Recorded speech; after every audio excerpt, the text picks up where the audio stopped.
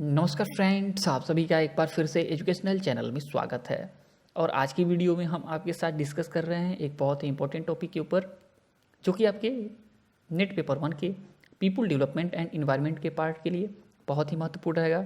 साथ ही साथ टीचिंग से जुड़े हुए जो भी आपके अदर कॉम्पिटिटिव एग्जाम होते हैं उनके लिए भी आज की वीडियो का टॉपिक महत्वपूर्ण रहेगा। और आज हम आपके साथ डिस्कस करने वाले हैं रियो समिट के ऊपर, जिसको अर्थ समिट के नाम से भी जाना जाता है। तो इससे जुड़ा हुआ जितना भी आपका महत्वपूर्ण बिंदु हैं उस पर डिस्कस किया जाएगा आज के वीडियो में, ताकि आपके एग्जाम में अगर इससे जुड़ा हुआ कोई भी क्वेश्चन बने तो उसका आप करेक्ट आंसर दे सकें। तो चलिए सबसे पहले डिकोड करते हैं आज की हेडिंग को, रियो समिट को। तो देखिए, रियो जो है आपको याद रखना है कि रियो जो है ये क्या है, ये ब्राज़ील का एक प्रमुख शहर है। और समिट का मतलब आपका ये आ गया सम्मेलन। तो इस शहर में 3 आपका जून से 14 जून 1992 में क्या होता है, वैश्विक स्तर का इस शहर में सम्मेलन होता है। विश्व के बहुत सारे देशों के राष्ट्राध्यक्ष यहाँ पे इकट्ठा होते हैं। साथ ही साथ एनजीओ यानी नॉन गवर्नमेंटल ऑर्गेनाइजेशंस जो हैं इन्वायरमेंट से जुड़े हुए, वो भी यहाँ पे इकट्ठा होते हैं। और यहाँ पे जो मुख्य उद्देश्य रहता है इस समिट का, वो रहता है कि पर्यावरण का प्रोटेक्शन करना, यानी कि पर्यावरण के ऊपर विश्व के सभी देशों का ध्यान आकर्षित कराना, ताकि जो हमारे ह्यूमन एक्टिविटीज़ के कारण पर्यावरण पर निगेटिव इफेक्ट पड़ रहे हैं, प्रभाव पड़ रहे हैं, साथ ही साथ हमारे जो विकास हैं उसके देखें तो चलते हमारे पर्यावरण का जो नुकसान हो रहा है, तो उनको कैसे बैलेंस किया जाए ताकि हमारा विकास भी सही हो और हमारा पर्यावरण का देखें तो ह्रास भी या हमारे पर्यावरण के ऊपर नकारात्मक प्रभाव भी ना पड़े। तो यहाँ पे इसलिए बुलाया जाता है विश्व के बहुत सारे कंट्री के लोगों को, और कहा जाता है कि जो भी चीज़ें यहाँ पे निकल के आती हैं, जो भी पहले यहाँ पे होता है, जो भी मुद्दा देखें डिस्कस होता है और जो भी निष्कर्ष निकलता है वो अपने अपने देशों में आप लागू करें। क्योंकि अगर एक देश विश्व में अगर एक देश अच्छे तरीके से वर्क करता है इन्वायरमेंट के प्रोटेक्शन के ऊपर, तो इससे हमारा पूरा का पूरा जो यूनिवर्स है, ठीक है, यूनिवर्स नहीं, हमारा पूरा का पूरा जो ग्लोब के अंतर्गत देखें तो जितने भी देश आते हैं उनके ऊपर पॉजिटिव इफेक्ट नहीं पड़ेगा हमारे इन्वायरमेंट के आधार पे। तो कहा जाता है कि विश्व के सभी देश एक साथ काम करें पर्यावरण के ऊपर, प्रोटेक्शन के ऊपर, तो हमारा जो इन्वायरमेंट है वो बेहतर होगा, ना कि सिर्फ एक देश के आधार पे। ठीक, तो ये आपका यहाँ पे जो मुख्य उद्देश्य होता है यही रहता है। तो देखिए यहाँ पे मेन पॉइंट है, उस पर ऊपर हम डिस्कस करते हैं और आगे बढ़ते हैं। देखिए कहा गया पर्यावरण और विकास पर संयुक्त राष्ट्र सम्मेलन यानी कि UNCED और आपके रियो शिखर सम्मेलन या पृथ्वी शिखर आपके जो सम्मेलन के हैं, इसका अदर नेम है। तो रियो समिट को अदर हम किस किस नाम से जानते हैं, तो यहाँ पे बातें हो गई। देखिए कहा जा रहा है कि प्रमुख डेट जो है याद रखिए कि 3 से 14 जून 1992 में रियो डी जेनेरियो जो ब्राज़ील का शहर है वहाँ पे ये सम्मेलन आयोजित किया गया था। तो याद रखना आपको कि 1992 में रियो समिट हुआ था, ये आपको नहीं भूलना है। और आगे कहा गया है कि इस सम्मेलन में विभिन्न देशों के हस्ताक्षर के पश्चात, ठीक है, तो यहाँ पे UNFCCC की बात की जा रही है, याद रखिएगा। तो यहाँ पे विश्व के बहुत सारे जो देश होते हैं, ठीक है, उनका एक हस्ताक्षर होता है आपके किसके ऊपर, United nation convention on climate change के मुद्दे के ऊपर, और फिर उसको लागू किया जाता है कब, 21 मार्च 1994 को।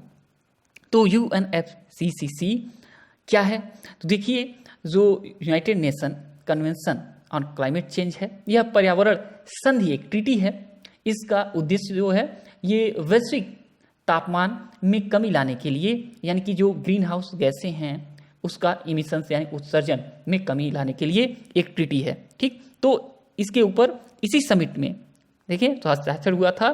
और ये चीज़ें आपको याद रखनी है कि डेट और यूएनएफसीसी का पूरा नाम और इसका मुख्य उद्देश्य क्या था इस ट्रीटी का। आगे बात करते हैं। देखिए कहा गया है रियो में 172 सरकारों के 108 राष्ट्राध्यक्ष ने भाग लिया तथा 2400 गैर सरकारी संगठनों यानी एनजीओ के साथ ग्लोबल फोरम के 17,000 लोगों ने भाग लिया था। तो ये आपको याद रखना है कि कम से कम ये आपके माइंड में याद रहे कि 172 आपके नेशन से राष्ट्राध्यक्ष यहाँ पे पार्टिसिपेट करते हैं, साथ ही साथ 2400 एनजीओ यहाँ पे आते हैं। और कहा गया रियो सम्मेलन की एक महत्वपूर्ण उपलब्धि यानी कि जलवायु परिवर्तन क्लाइमेट चेंज पर समझौता था, जिसके कारण फ्यूचर में क्या हुआ, क्योटो प्रोटोकॉल हुआ और साथ ही साथ पेरिस समझौता हुआ। तो इस देखा जाए क्योटो प्रोटोकॉल और पेरिस समझौता होने का देखा जाए तो श्रेय कहा जाएगा रियो समिट को ही दिया जाएगा। ठीक, तो ये चीज़ें आपकी निकल के आ गई। आपका 3 समझौते इस समिट के अंतर्गत होते हैं। पहला आपका यूएनएफसीसी यानी कि United nation convention on climate change. Second आपका यूएनसीसीडी यानी कि United nation convention on combat desertification. और अगला आपका यूएनसीबीडी यानी कि United nation convention on biological diversity. तो यहाँ पे 3 प्रमुख समझौते निकल के आते हैं। तो याद रखना है आपको कि रियो समिट के अंतर्गत ही ये यूएनएफसीसी पे बातें होती हैं, यूएनसीसीडी पे समझौते होते हैं और यूएनसीबीडी आपके हो गया। तो ये तीनों क्या हैं, इसका प्रमुख उद्देश्य क्या था, इसको थोड़ा सा आपको याद रखना है। तो देखिए यूएनएफसीसी ठीक है, ट्रिपल सी है।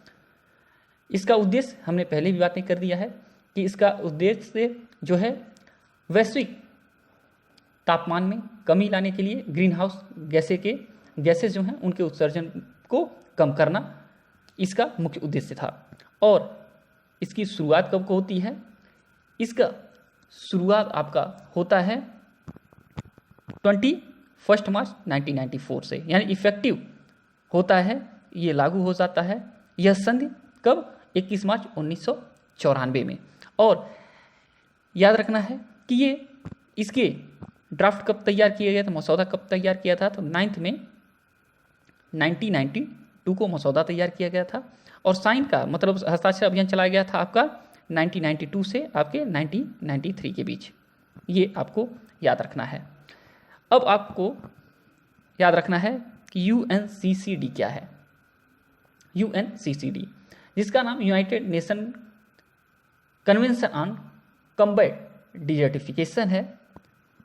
और ये कब इफेक्टिव हुआ तो 26 दिसंबर आपको याद रखना है 1996 को ये इफेक्ट में आया। तो गंभीर सूखे एवं आपका मरुस्थलीकरण से मुकाबला करना यूएनसीसीडी का मुख्य उद्देश्य था। आपका बचा है आगे यूएनसीबीडी जिसको हम United Nations convention on biological diversity जिसका फुल फॉर्म है। और ये आपका कब इफेक्टिव हुआ ये आपको याद रखना है 29 दिसंबर 1993 यानी 29 दिसंबर 1993 को ये प्रभावी हुआ। और हस्ताक्षर अभियान कब चला 15 जून यानी 15 जून आपका 1992 से 4 जून याद रखना है 1993 आपके 3 तक इसका हस्ताक्षर का अभियान चला था यूएनसीबीडी का। तो ये आपके कुछ महत्वपूर्ण आपके डेट हैं, इसको आपको याद रखना है, ठीक है, क्योंकि इससे जुड़ा हुआ क्वेश्चन आपके एग्जाम में पूछ सकता है। तो आपको ये सब चीज़ें याद रखनी है। अब याद रखना है कि आपको यूएनसीबीडी का उद्देश्य क्या था। तो इस सम्मेलन के प्रमुख 3 लक्ष्य थे। पहला आपका जैव विविधता का संरक्षण, सेकंड आपके इससे जो घटक है ठीक है उसका सतत उपयोग, और तीसरा था कि आनुवंशिक संसाधनों से होने वाले लाभों का उचित और न्याय संगत बंटवारा। ये 3 चीज़ें आपके यूएनसीबीडी के अंतर्गत आ जाती हैं।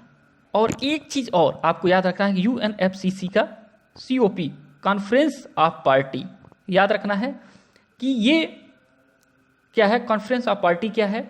तो यूएनएफसीसी का प्रतिवर्ष विश्व के अलग अलग देशों में बैठक होता है विश्व के।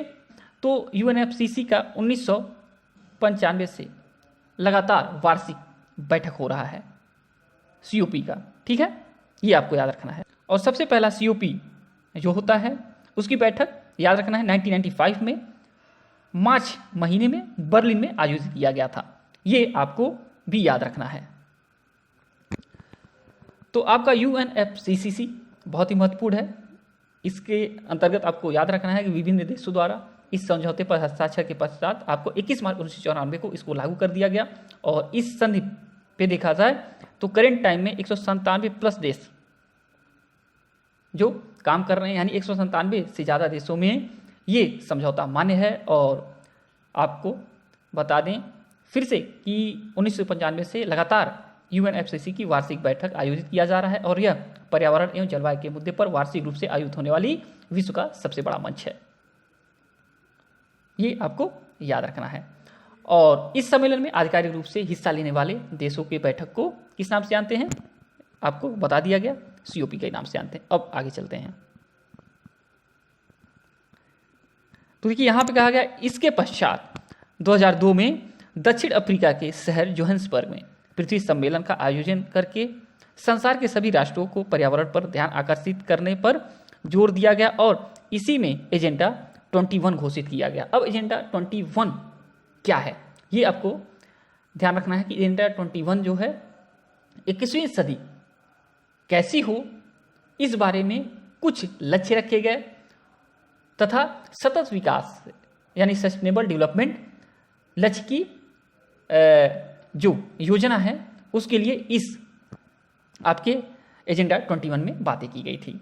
तो ये आपकी कुछ चीज़ें निकल के आते हैं। तो हमें लगता है तो वीडियो को अब यहीं पे समाप्त करते हैं और इससे जुड़ा हुआ जो भी आपको कहीं पे कुछ भी समस्या है आप 100% पूछ सकते हैं कमेंट में। 100% आपको जवाब दिया जाएगा बहुत ही जल्द। और आपको किस टॉपिक पे और वीडियो चाहिए आप कमेंट कर सकते हैं ताकि हम आगे आपके लिए वो वीडियो बना सकें। ठीक, तो चलिए जब तक नेक्स्ट वीडियो नेक्स्ट अपडेट नहीं लाते हैं तब तक के लिए thanks for watching educational channel और आपका दिन बहुत बहुत शुभ।